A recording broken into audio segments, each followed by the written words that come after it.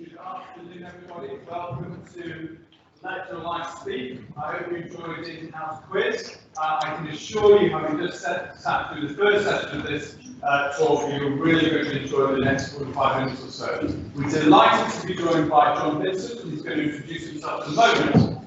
But for those who haven't been to Let Your Life Speak talks before, let me explain a little bit about what they are intended to do. We invite people to share their stories. To share their stories of quite amazing things that they've done, and to maybe act as a little bit of an inspiration for us all in our day-to-day lives.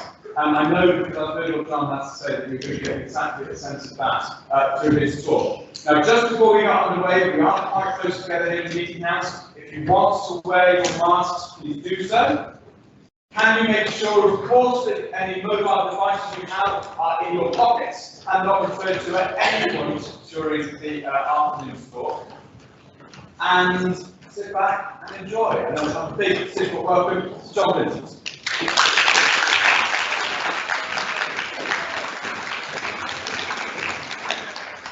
Okay, thank you very much, everybody, and thank you for that warm introduction. Wonderful to see you all, and wonderful to have this opportunity to speak to you today.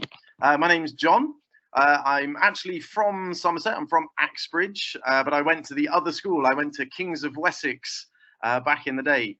Now, this talk that I'm going to show you today really breaks down into three parts. I'm going to talk to you about a service project that we have running here in Peru. I'm actually here in Peru, in Lima, in South America. So I'm going to talk to you about a service project. I'm going to talk to you about some cycle touring trips that I've been on, where you pack everything you own onto the back of a bicycle and you do a big trip around. And the third thing I'd like to talk to you about is a ski trip that I did here in Peru, up in the Andes, where there is no ski infrastructure. There's no ski lifts, there's no ski resorts. You're up in the wild mountains. So I hope that during this talk, there is something that you can learn. Maybe there's something that you can take on board and you can apply to challenges in your life. Really, the title of this talk is called Dealing with Doubts, because I like to get myself into situations where the outcome is doubtful. And really, I think that's almost the definition of adventure for me, something where the outcome is doubtful. So hopefully you'll learn something about, or maybe you can take on board some of the things that I've learned about dealing with doubts. But I think that word doubt is actually a bit negative. So maybe we can rephrase this and say ways in which we can take on a challenge, strategies we can use to take on a big, significant challenge where the outcome is a bit unknown. So a little bit about me. Like I say, I grew up in Axbridge, spent my time growing up in the Mendips. And you know that the Mendips are an amazing, amazing place to be. You are privileged to have the opportunity to be educated in the Mendips. So here's a photo of me as a youngster holding onto a hedgehog. Like I say, I went to King's. I had the opportunity to do the Duke of Edinburgh's Award that I know some of you are involved in. I went to the Scouts, amazing place to go climbing and caving and do these outdoor education stuff. But then moved on from Somerset. I went down to Exeter to do my degree. I did a degree in biological science down at Exeter, but mostly I did a lot of whitewater kayaking down on Dartmoor. So I didn't do too well in my degree, but I did have a lot of experiences doing whitewater kayaking, both in the southwest, but also we did trips abroad. Amazing, amazing time paddling down whitewater rivers across the world. But then I moved to North Devon. I moved to North Devon to take on a job as an outdoor education instructor. I went to a place called Skern Lodge up near Appledore, near Barnstaple. An incredible arena for coastal sea cliff rock climbing, whitewater kayaking, surfing. Incredible place. I spent 2 years working at Skern, working with young people and having adventures. And I thought to myself, I should try and consolidate this experience into a qualification. So I moved up to North Wales, to Bangor, and Bangor really is one of the epicenters for doing outdoor adventures in the UK. Incredible climbing, amazing mountains, kayaking, coasteering. It's all happening up in North Wales. I had an incredible time doing my teaching degree. I did a teaching degree in both secondary science and outdoor education. So it's an amazing mix of those two things. But in May of that year, I had a life-changing experience. Now, normally what people do is they start their university qualification in October, and it goes for almost a year until July, and that's when they qualify. That's the year, as you have with your academic year.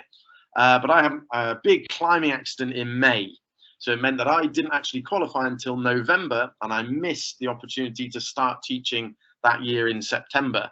But it was like I say, a life-changing moment for me. Now, some of you may be squeamish, so I'm going to show you a couple of photos just to sort of demonstrate how impactful that experience was for me. So here's the photo of me holding the hedgehog. This first photo is just the scan. So I actually broke my back. I compressed L1, the first vertebrae in your back that doesn't have any ribs, so it's not supported by the muscles that hold onto the rib. So it's sort of a natural weak point. So I compressed that vertebrae, but I could still walk. It was all fine afterwards. It was just quite a severe break. Now, if you are squeamish, look away for a couple of seconds now, because I also broke my leg in 2 places and I broke my ankle. So like I say, it was quite an impactful moment having that big climbing accident. For the squeamish amongst you, the photo's gone, but it changed my life. And the reason it changed my life mostly was because I didn't start teaching in September. I didn't qualify until November. So I thought to myself, wow, what can I do for the winter rather than just sitting at home and not doing much? So I decided I would go to the French Alps and I'd do a ski season. Friends of mine had done a ski season. They fully recommended it. They said it's an amazing lifestyle. So I was like, right, I'm going to go off and do a ski season.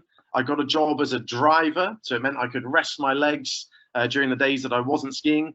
But I just had this amazing, amazing time that winter in the Alps, skiing to my heart's content. To the point that I stayed for the summer. The summer in the Alps is also incredible. Whitewater kayaking, rock climbing, mountaineering, ice climbing. It's all happening in the Alps. So I stayed for that summer as well. And in fact, I stayed for 6 years. The lifestyle there is just so good. Stayed for 6 years, doing my own adventures, having all these amazing experiences, practicing my sports.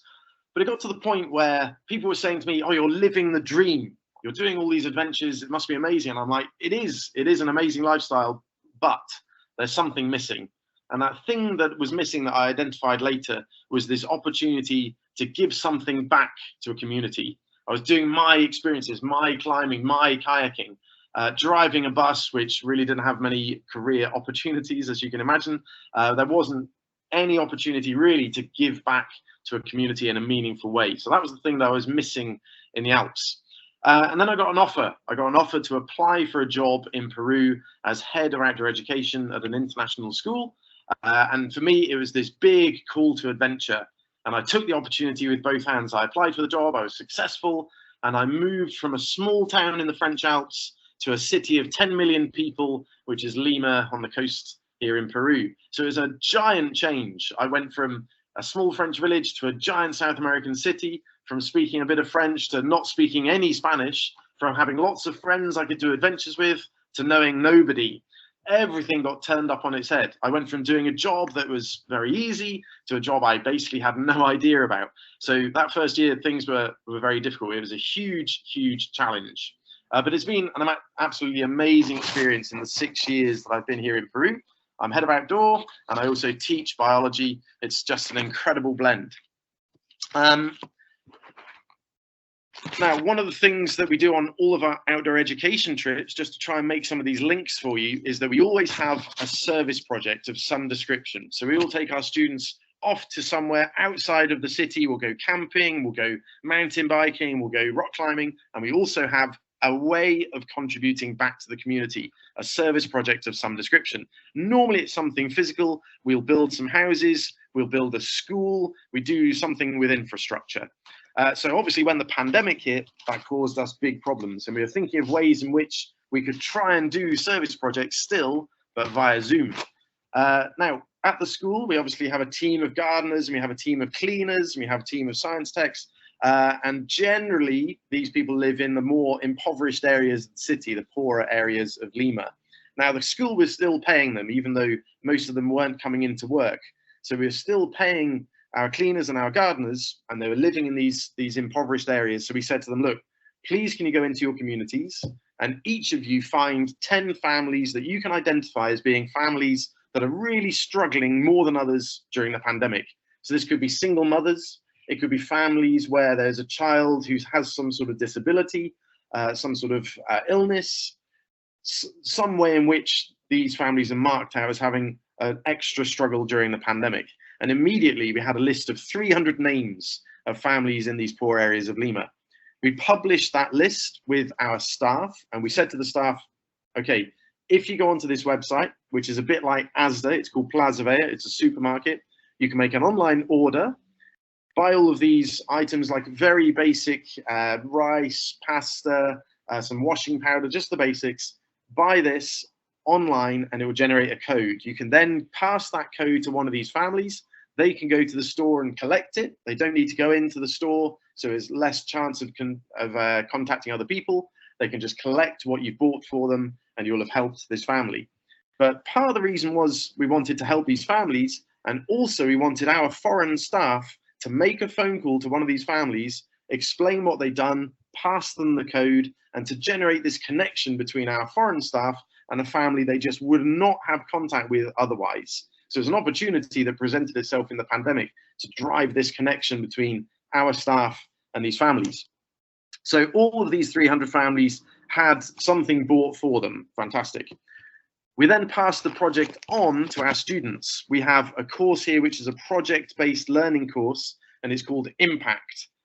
So basically, a group of 3 students would adopt one of these families, and they would find a way in which they can support that family specifically. It involved us making phone calls via Zoom, via my cell phone, trying to contact one of these families, using it on speaker. It was very difficult to try and work it out. But eventually we had our students communicating with these families and doing an interview. And in the interview, they would say, you know, what's been the difficulty during the pandemic? Do you still have your job? What are your day-to-day problems? Did the food parcel help? Is there anything we could change about the food parcel if we were to repeat the process? And most of the families, you know, Peruvians are reasonably private, and most of the families were very polite, and they said, thank you for the food parcel. And if you could repeat the food parcel, that would be amazing. And that's really where we got to. And so our students would then fundraise, and maybe they buy 3 or 4 food parcels, which would feed these families for a couple of months. A great outcome. But sometimes we would get through that sort of initial barrier and we'd find a specific need that these families had. And so an example of that is one of the families that we spoke to was a lady called Lilia. And she said to us, yeah, the food parcel was fantastic, but we kept on pushing. We said, you know, if we were to do it again, what would you do differently? And she said, well, the oil that you've bought, so this is Lilia here with her daughter Victoria and her other daughter Genesis. And she said, actually, I can't eat fats. I've got a problem with my gallbladder and I can't digest fats. So if you were to buy another food parcel, can you buy something instead of the oil? And so my students started exploring this a bit more. So she can't eat fats, which actually meant that she can't breastfeed Victoria, her 7-month-old daughter. So my students become experts in milk powder, and they start buying these tubs of milk powder, the correct milk powder for the age. And then they bought some extra ones for when Victoria is 8 or 9 months old. And so they tried to solve that problem that Lilia was facing. In fact, we eventually paid for an operation so Lilia could have her gallbladder removed. And so we've got this good connection with Lilia now. And she said to me, well, in fact, she put me on the phone with her brother and with her mum and dad, and they live out in the jungle. And her brother said to me, you should come and visit, John. You should come and visit us. You should come and visit Lilia's mum and dad in the jungle. And it sort of seeded this idea in my head. So just hold on to that a little bit, because I'm going to jump forwards in time and explain about a trip that I've just been on. So we're going to jump about a little bit. So try and hold on to that thought that Lilia's brother had invited me out to the jungle. So the trip I've just been on, and I just came back 3 or 4 days ago, was a cycle touring trip with my dog. And we went from a place called Chiclayo to Tarapoto to Lima. So if we just zoom out here, you can see South America, you can see the shape of Peru, bordered with Ecuador. And then if we zoom in a bit further, you can see obviously my route in blue. But you get this sense that Peru geographically is split into 3 vertical strips. There's the coastal strip, there's the mountains, and then on the far right-hand side is the jungle. So Peruvians love the fact that Peru is divided into the costa, the coast, the sierra, the mountains, and La Selva, the jungle. So obviously I live down here in Lima on the coastal desert. Very rarely do we ever get any rain. In the wintertime, there's some cloud, but generally it's incredibly dry. Then we've got the Andes, maxes out about 6,900 meters. So some big mountains, biggest mountains outside of the Himalayas. And then the furthest east that you get into the Amazon rainforest. So my trip started on the coast in Chiclayo. We cycled over the northern part of the Andes, over into Tarapoto in the jungle. We cycled through the jungle and then back over the Andes and back into Lima. So this is the trip that I've just come back from. Now you might think cycle touring, you're just riding a bike around the place, but it's bloody hard. Cycle touring is no joke. So I've got in these 2 pannier bags, I've got my clothes, some food, my tent, a water filter, everything I need to try and cope. And I've got a trailer behind the bike that my dog Akela sits in. So I've made a difficult activity even more difficult by taking my dog with me. So we cycled away from Chiclayo, away from the coast, up into the Andes, out and through the Andes to the other side. There's some rice growing in these rice paddies. Just geographically, Peru is incredibly diverse. Really, this could be somewhere in southern China or Vietnam with the rice growing like this. Just amazing scenes. Out into the palms, down onto what's called the pampa, the flat ground. This would have been rainforest, but it's being cultivated for rice and for coconuts and for palms. Camping some nights, majority of nights in hotels. As you can see, Akela's got her trailer and she's got her sunshade as well to keep the hot sun off of us. But like I say, it's geographically diverse and you experience geography as you do these trips. So you can just about make out the top of a bridge stanchion here, and you might be able to see the cables going down into this lake and the cables going down here. So what happened was, in December last year, there was a big earthquake in this region. We are on the Pacific Rim of Fire. Frequently there are earthquakes. I really dislike the earthquakes. They wake me up in the night every so often. We probably get about one a month, and we're sort of waiting for the big one to happen. But this earthquake was quite big. This was 7 point something on the Richter scale, and it caused a landslide on which part of a mountain fell down into the river. It blocked the river. The river's then flooded upstream, and so we've got this lake. The lake has then consumed the bridge. It's flooded the road, and so the road now goes instead for a few hundred meters up the side of the mountain. Very hot and hard work. A big challenge that day to get around this big blockage. You know, this is never going to be solved. This is going to be years before this lake is drained and the road is re-established. You just have these amazing experiences cycling around these places. The pace is obviously much slower than going around in a car or in a bus. This is a coffin workshop just behind the hotel that I stayed in that night.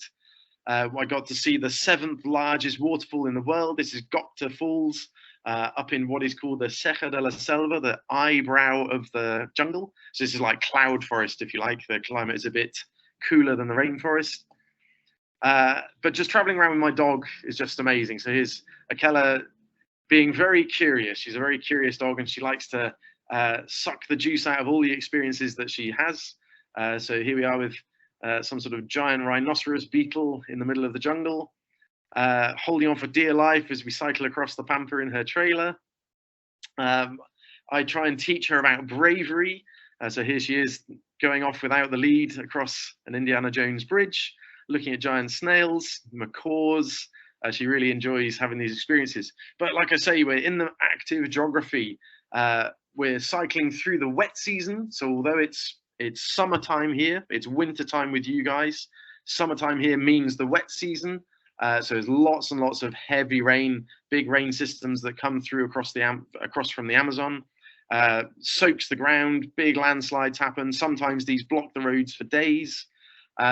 This bridge is the main highway that connects Tarapoto down to Lima. And you can see that one of the 8 cables that holds the bridge up has snapped. This is going to be at least a year before this gets fixed. Like, things in Peru just don't function properly. It's a difficult place to live. It's a difficult place to cycle through.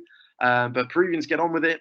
They find ways of dealing with it. So the trucks and the buses were being transported across by barge across the Ukabamba here, just below the bridge. So, you know, amazing place to cycle through and have all these experiences in. This video would load up, but it's not going to. But this is Akela howling as she cycles through because she quite likes being in the trailer. Here she is in her trailer behind the bike. So she's 15 kilos. The trailer is another 15 kilos. So you can imagine like hauling an extra 30 kilos up and over the Andes is considerable extra effort. And here's our final descent. This descent actually took us 3 days from the height of Mont Blanc all the way back down to the coast, camping on the way back into the coastal desert. You can just see how hot and dusty that is, and then back into the city. So amazing, amazing experience. Like really, really just fantastic to be out, fantastic to spend time with my dog, see some more of Peru, meet some more people, learn some more Spanish. But there was something that was missing about the trip that I'd just been on. And the thing that was missing was that doubt that I was talking about. I knew I could do this trip. And the reason I knew it is because I'd done a similar trip the year before. I was experienced, I was competent, I knew the challenges that I would face, and I knew I could overcome them because I had done the trip the year before. So we're going to whistle through the trip that I did the year before, and there will hopefully be a couple of connections that will be made in your minds about how these things came to be. So the trip I did last year, remember this was sort of in the middle of the pandemic for us here in Peru and for you guys as well. The pandemic restrictions here were very strict indeed. So this was quite a relief to be able to get out and experience some of the country. There was the threat of going back into another lockdown as I was doing this trip. But there was lots and lots of doubts. Now, the reason why I did this trip, is because of that phone call with Roberto Lilia's brother, who lives with his parents up in Contamana. So they said to us, said to me, come and visit, come to Contamana. Now, I could have just cycled from Lima to Pucallpa and then taken the boat downstream to Contamana, but I thought, no, I can find a more adventurous way of getting to Pucallpa than that. So I decided to cycle south, away from the city, along the coastal strip, up into the mountains, over to Cusco. Cusco is famous for being the gateway to Machu Picchu, and then cycle north, out of the Andes towards the jungle. And I thought there might be a way of connecting this area here with Pucallpa via the river Urubamba. The Urubamba flows through the rainforest here. So rather than cycling up back into the Andes and traversing the Andes again, I thought there might be a river corridor that could be used. But there was lots of doubts on this trip. And this was the thing that made this trip extra magical. I didn't know how Akella would cope. I didn't know how she would deal with being in the trailer for many, many days. I didn't know about how we would get food. I didn't know whether we would be accepted into hotels or with the dog, trying to get accommodation. I took a tent with us, but I didn't know whether we'd be able to get showers and that sort of thing. I didn't know what the situation with COVID would be, whether we go into another lockdown and I get stuck in some tiny village somewhere. And the big doubt was this section of the Urubamba, whether or not this road here could be connected with Pucallpa. So off we went. This is the start of 2020, cycled out of Lima, cycled down the coastal strip, past a place called Cerro Azul, just amazing cycling down the coast. And then we started to move inland. I stayed with the parents of a friend who lives down in Chincha, and Chincha is famous for being a port during the slave trade when the Spanish came and took over Peru. So my friend and his mother and his grandmother are descendants from that time. So they look very different to other Peruvians. And this is one of the things I love about the country, that the geography is very diverse, the food's very diverse, the way that people look is very diverse, the biodiversity is very diverse. It's a very, very diverse country. And again, we cycled up into the Andes, very hard work, got hit by a big storm. Akella just spreading her love wherever she went. Most Peruvians are terrified of dogs because most Peruvian dogs are very aggressive. So it was awesome to see her making connections and her being a great way of trying to meet other people. Incredible landscapes, fantastic roads, cycling through these big places in the Andes. And eventually we got to Cusco. That was the first big destination that we got to. And so we got a bit of time to rest when we arrived in Cusco. So we did some walks up in the Andes. And again, Akella was curious to meet some of the creatures up there. But we also got to be part of this. This is called a Kenua Rami. So Kenua is the name of a local species of tree, and a Rami is a festival. These are Quechua words. So this community, they just speak Quechua, which is the language that is up in the Sierra, in the Andes. So I speak some Spanish, and obviously I speak English. There'll be some people here who speak Spanish and Quechua, but most of this community are monogot Quechua speakers. Traditional dress, just unbelievable experience to be part of this tree planting festival.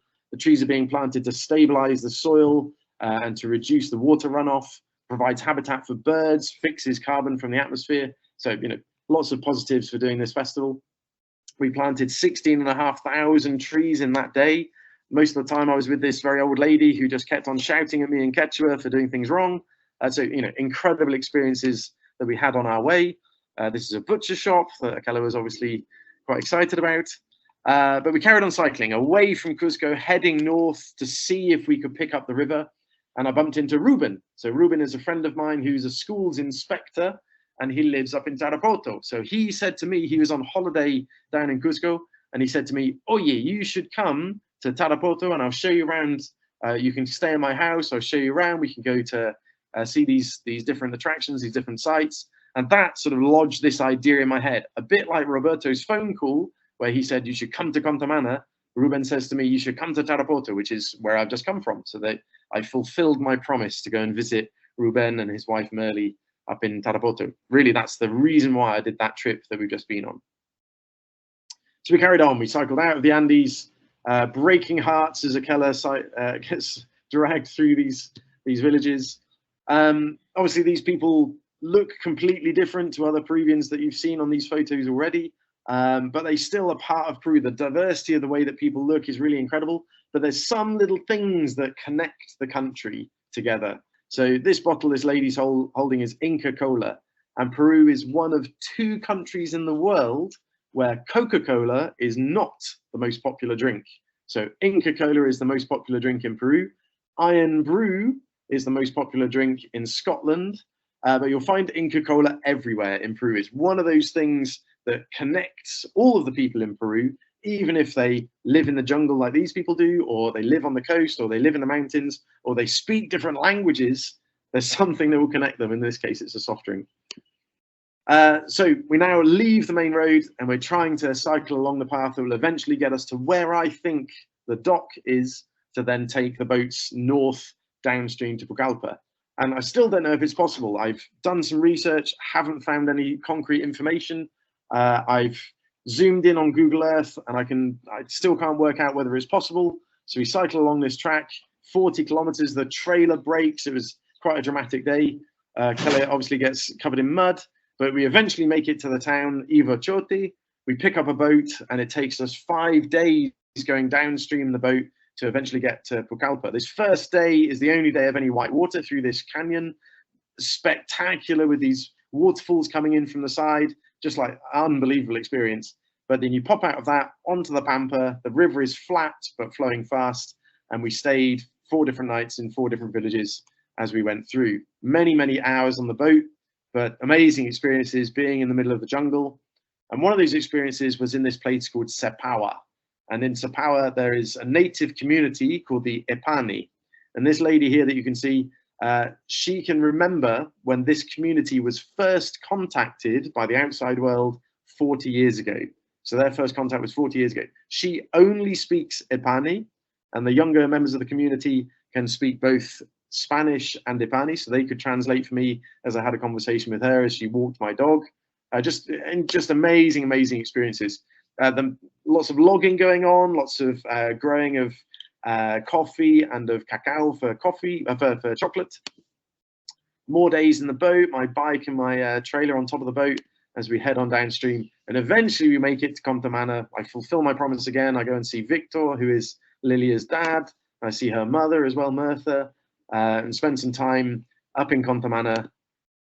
Eventually, we leave there, get back to Pucallpa, back on the bike, and we cycle through some really heavy rain, get chased by dogs. These are videos that aren't loading up, but just imagine the dogs are chasing us.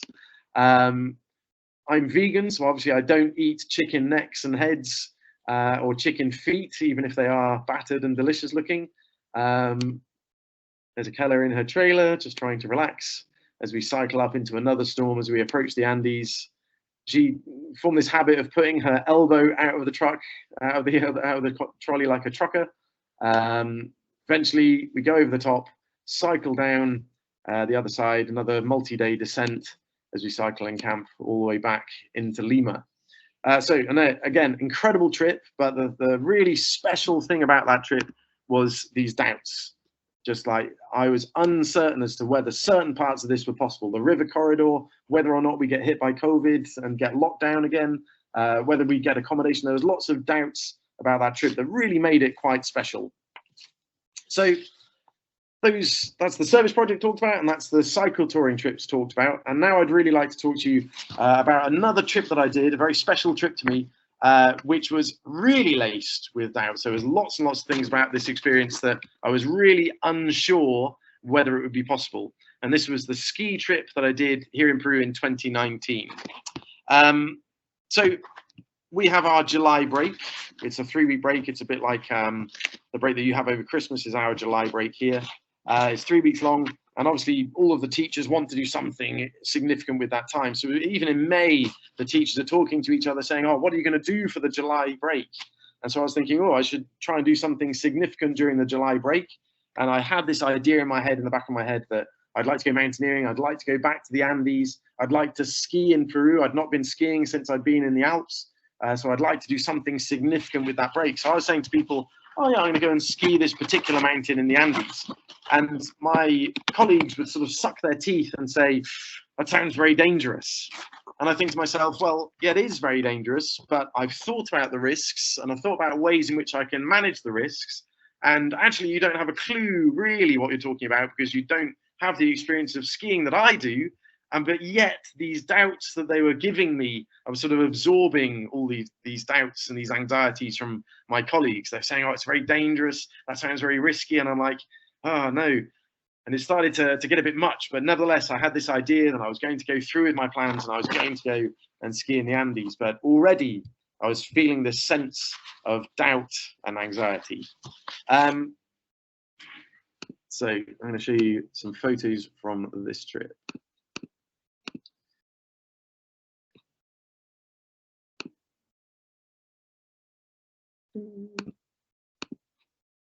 Okay, so my skiing background. So like I say, I learned to ski in the French Alps. I learned to ski in a place called Chamonix, which sits underneath Mont Blanc. So again, a bit like Bangor being the epicenter for outdoor activities in the UK, Chamonix is the epicenter probably globally for adventurous extreme activities. The skiing there is typified by being very, very steep. So for example, if you fell down here, you would certainly injure yourself very badly, if not more seriously. Steep skiing is what happens every day in Chamonix. But I've skied all around the world. I've skied amazing powder in British Columbia and Canada. I've run ski expeditions to Georgia in the Caucasus to ski 5,000-meter peaks. I've skied volcanoes in Northern California, skied in Central Asia. This is in Kyrgyzstan. Had lots and lots of wild experiences camping in the snow in winter in storms. But like I said, there's the places I go to ski, there are no ski lifts, there's no ski resort, there's no coffee shop, there's no infrastructure. If you want to ski down, you have to climb up. So typically you're climbing up or you're sliding uphill on your skis. Sometimes there'll be a rappel, you have to abseil down into the ski line to be able to access skiable snow. And typically you'll be skiing on glaciers. And with that comes the big risk, and the big risk is crevasses. You can see here that this is obviously a big block of ice.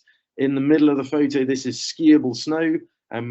We are about to cross what is called a snow bridge. And that's where the snow has bridged the two sides of the crevasse. So you're skinning or skiing on top of the snow. But if the bridge were to collapse, you'd fall in the hole. You'd fall into the crevasse, and it might be hundreds of meters deep. Sometimes the crevasses are quite narrow, so they're easy to bridge with your skis, which is an advantage of using skis on your feet rather than just boots. But sometimes the crevasses are enormous, obvious, so you wouldn't ski into it. But sometimes, like I say, they are bridged, and so it's a bit of a hidden danger. If there's a snow bridge, you ski or you walk onto it and the snow bridge collapses, it's going to be very, very serious indeed. So how do you mitigate that risk? What do you do about it? How do you travel on these glaciers in a more safe fashion? Well, typically you'd rope up to someone else. You'd be connected to someone with a rope. So if you fell in, they would counterbalance you. And if they fell in, you would counterbalance them. And then you can set up a rescue system and you can drag the other person out of the hole. Obviously, there's a risk that one person would fall in and just pull the other person into the crevasse as well. So, you know, it doesn't solve the problem completely, but nevertheless, it is something that will help solve the problem. But I didn't have anyone to go with. I didn't have anyone who was willing to ski or knew how to ski. No one on the staff team would be willing to climb a mountain and ski in Peru. So I was going to do this alone. And that obviously brings with it the big risk of dealing with these crevasses alone. But nevertheless, I wanted to take on the challenge. I had this idea in my head. I wanted to do it. It was a big call to adventure, to do something really challenging, something I had a lot of experience of, and I felt like I could do it in a safer way as possible. But nevertheless, the risk was there. The risk was important as part of the experience, and it would be a big, big challenge. So I went up to the mountain. This is Nevado Pisco. It's 5,700 meters high, the top of it being capped with cloud just there. But the trip didn't really start off well. The weather was terrible. I acclimatized really badly. I had these doubts, you know, partly from my workmates who were saying it's very dangerous, and the fact that it was very dangerous was really playing on my mind. There was bad weather at the base camp, so I knew there would be new snow high up on the mountain. And it got to the point where I was thinking to myself, oh, it's not worth it. All these doubts that I have, all this anxiety that's building up in me, all these worries that I have about what I'm about to do, it's too much. I should just not set my alarm, and I should just go back down and back to Lima. But I thought to myself, no, there's got to be a way of managing all of this stress that I'm experiencing, all of these doubts that I'm experiencing. There's got to be a way of managing it, meaning that I can move through these anxieties that I'm feeling. So this is where it sort of goes over to you. So think about your futures and your own lives and challenges that you might be facing. So it might be that you're part of a play, or you are in a band and you're about to do a performance, or maybe there's an exam coming up, or you've got your GCSE selections, or a big piece of coursework to do. There's challenges that you face all the time in your lives. And I'm sure that you feel a sense of doubt and a sense of worry, and maybe these challenges feel really, really big for you. And so as I was moving through my experience at the base camp of this mountain, I was thinking to myself, there's got to be a way of trying to formulate a plan for dealing with the feelings that I'm feeling, a way of managing these doubts and of getting on with this challenge. So I thought to myself, right, number one, prepare the best you can. So the photo that you just saw is all of my equipment laid out. I prepared the best that I could. I sorted out all my stuff. I made sure my eye screws were nice and sharp. I made sure my bindings were correct. I checked my robe. I knew I was fit. I'd been training quite hard, ready for this experience. I knew the route really well. I'd looked at it on Google Earth. Think about it in terms of what you guys get up to. Revise for exams. Practice your performance. Speak to people about how you can manage your coursework. What things should you be including in your coursework? Do what you can to prepare the best you can, and really go into these experiences with a sense that you've done all you can. So I prepared all my stuff. The other thing I did, I also started hiking that day up towards the glacier itself. So this is the ice of the main glacier. You can see there's a low point, a col, a saddle in between two mountains. But this whole approach here is across moraine. So moraine is all of the broken rocks that are plucked off the side of the mountain and jumbled on top of the glacier. And it makes it very, very complicated to get through because it's a real maze. So I knew I'd be hiking across here in the dark in the morning. So I practiced that route. I hiked all the way up to the ice the day before, so I knew the route. I'd done everything I could. I was prepared as I could be. The next thing that I did is I broke down my experience into bite-sized chunks. Now, these things aren't, I'm sure they're not new to you, but think about this being a 3-step process. Prepare the best you can. The second one is bite-sized chunks. So rather than me thinking of going all the way to the top of the mountain in one go, I thought, well, really, all I need to do is just cross back across the moraine to get to the ice, because I've already done that and I know how to get there. Then the next thing I need to do is get up to the col, and I'll make a decision. And if things seem good, I'll carry on up the ridge to halfway. And if I still feel good, I'll go to the summit. But I'll break it down into these blocks rather than thinking about it as a whole. So think about your exams, take one at a time, your coursework a piece at a time. Just keep on picking away at these things.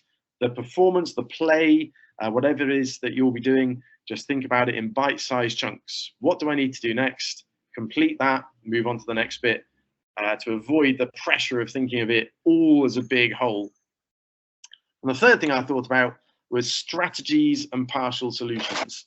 So rather than just going onto the mountain, finding a big crevasse and not really knowing what to do, I really thought about every step. What will I do if I encounter this? What if I encounter a crevasse that's too big?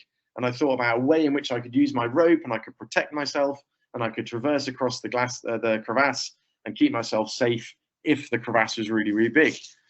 So I'd already thought ahead. I'd already thought about how I'm going to do every part of this journey, to the point that really in my head, I'd already climbed the mountain and all I needed to do the next day was to execute.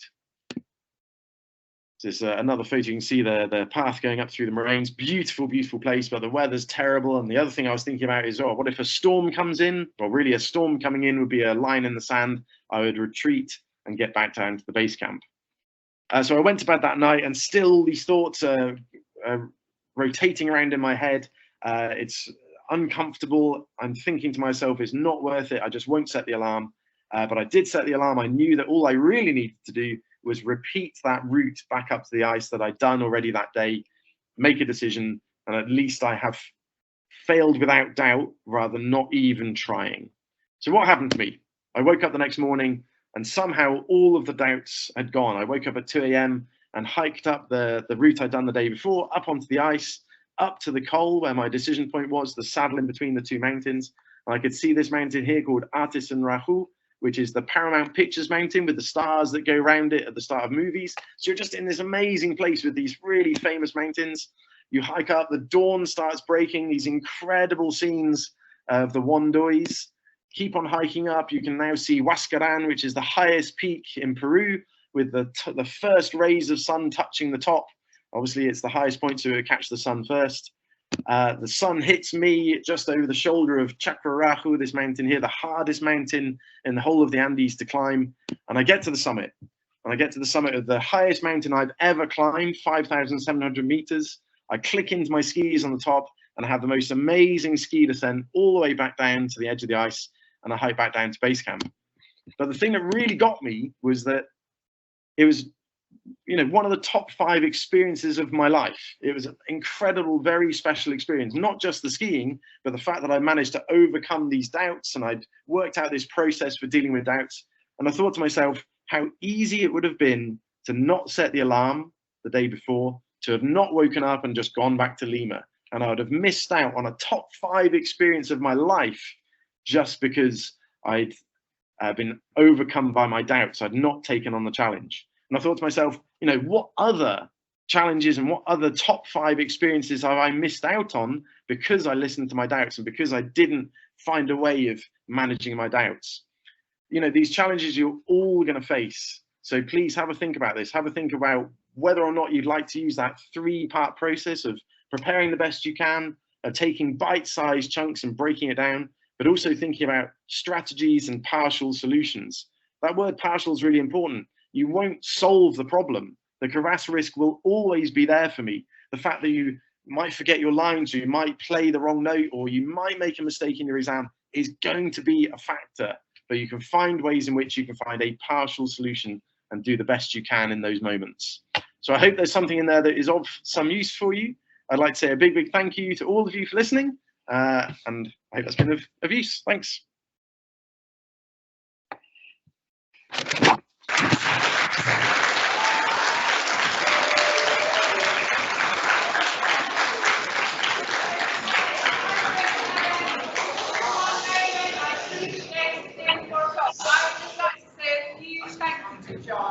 Truly inspirational on so many levels. And I have to say, I know you went to a local school, but you've made a great sitcom boy because you really know how to live adventurously. So thank you so much for your time this afternoon. Let's just give John another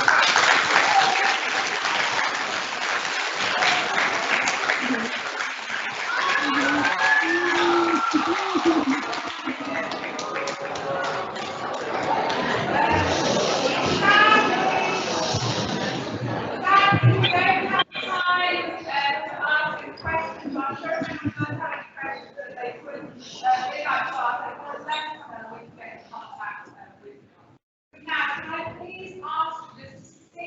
are until you are asked to leave. I know there's a vast